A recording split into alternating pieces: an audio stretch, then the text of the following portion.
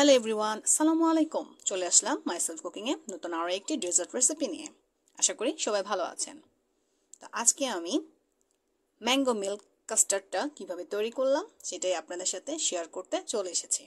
তো আমের সিজনে আম দিয়ে আমরা হরহামেশাই নতুন ইউনিক কিছু তৈরি করার চেষ্টা করে থাকি। তো আজকে আমি এই ইউনিক ডেজার্টটা খুব অল্প সময়ে অল্প উপকরণে কিভাবে তৈরি করেছি তাই আপনাদেরকে দেখিয়ে দেবো। তাই যারা প্রথমে আমার এই ভিডিওটা দেখছেন, ভিডিওতে একটা লাইক দিয়ে দিবেন আর সম্পূর্ণ রেসিপির ভিডিওটা দেখে কমেন্টস করে আমাকে অবশ্যই জানাবেন। আর আমার চ্যানেলটি যারা সাবস্ক্রাইব করেছেন তাদের সবাইকে অসংখ্য ধন্যবাদ। আর যারা এখনো করেননি অতি দ্রুত চ্যানেল সাবস্ক্রাইব করে নতুন রেসিপি দেখতে পাবেন। চলুন, দেখতে পাচ্ছেন এখানে আমি নিয়ে নিয়েছি বড় সাইজের একটা আম, সুন্দর করে ছিলে নিয়েছি, এভাবে টুকরো করে নিয়েছি আমগুলো। তারপরে আমি সুন্দর করে আমগুলোর পিউরটা এভাবে চাকনি দিয়ে ছেঁকে নিয়ে নিয়েছি। তারপরে ঘরে থাকা ছিল আমার এই কাস্টার্ড পাউডার ক্যান থেকে আমি কাস্টার্ড পাউডার দিয়ে তৈরি করেছি। দেখতে থাকুন, দেখিয়ে দিলাম আপনাদেরকে। আপনার ঘরে থাকা কাস্টার্ড পাউডার দিয়ে খুব সহজেই এই ডেজার্টটা তৈরি করতে পারেন। তো প্রথমে এখানে দেখতে পাচ্ছেন একটি পাত্রে আমি পরিমাণ মতো পানি নিয়ে নিলাম। এখানে আমি 2 চামচ পরিমাণ কাস্টার্ড পাউডার নিয়ে নেব। সুন্দর করে আমি এগুলো মিশিয়ে নিচ্ছি। ভালো মতো মিক্স করে নিয়ে একপাশে আমি রেখে দেব। আর আমার পিওর করা আমটা যে পাত্রে চুলোয় জাল করতে দিয়ে দিলাম। সুন্দর করে একটু নেড়ে চেড়ে নিচ্ছি।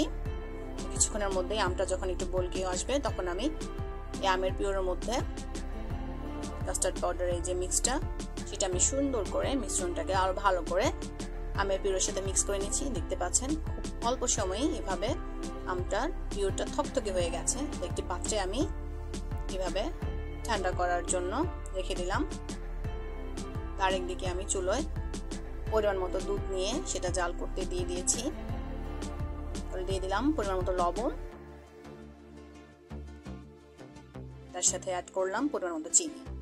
এখানে মিষ্টির পরিমাণটা সম্পূর্ণ আপনাদের স্বাদের উপর ডিপেন্ড করে। আর মিষ্টি জাতীয় কোনো ডেজার্টের সাথে আপনি অল্প পরিমাণে একটু লবণ অ্যাড করলে সেটা অন্যরকম একটা স্বাদ চলে আসে। তো দিয়ে দিলাম আমার মিক্স করা আরো কাস্টার্ডের পাউডারের মিশ্রণটা। দুধের সাথে আমি এখানে 3 চামচ পরিমাণ কাস্টার্ড পাউডার মিক্স করে মিশিয়ে নিয়েছি। তো দেখতে পাচ্ছেন যে আমের পিউরটা এইভাবে সুন্দর করে সেট হয়ে গেছে। এটাকে আমি এখন কিউব করে ছোট ছোট সাইজে কেটে নেব। দেখতে পাচ্ছেন আমি আপনাদেরকে দেখিয়ে দিচ্ছি আমি কিভাবে কেটে নিয়েছি। ছুরি বা চাকু দিয়ে আপনারা কেটে নিতে পারেন। এইভাবে একটি পাত্রে আমি এইভাবে কিউবগুলা আমটা সুন্দর করে ছড়িয়ে নিয়েছি।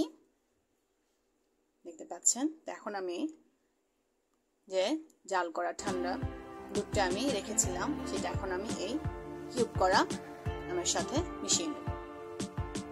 প্রথমে ঢেলে দিলাম, একটু আমি নেড়ে চেড়ে দেব।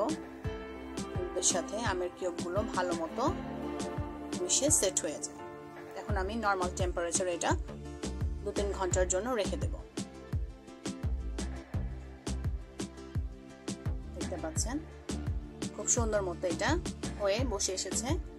এটা কিন্তু একদমই ডিপ হয়নি, আমি নর্মাল টেম্পারেচারে রেখেছি একটু বসানোর জন্য। দেখতে পাচ্ছেন আমের কিউবগুলো সুন্দর করে দুধের সাথে মিক্স হয়ে বসে গেছে। দেখতে পাচ্ছেন এখানে আমি বাচ্চাদের বিশেষ করে আকর্ষণ করার জন্য দিয়ে দিলাম সুইট বক্স।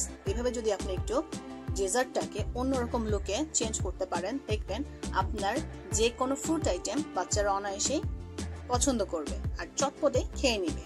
তো তৈরি হয়ে গেল আমার খুবই মজাদার অল্প সময়ে এই unique mango milk custard dessert.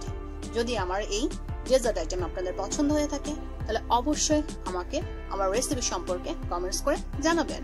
আর আমার ভিডিওতে লাইক দিয়ে অবশ্যই আমার সাথে থাকবেন। আশা করি সবাই ভালো থাকবেন।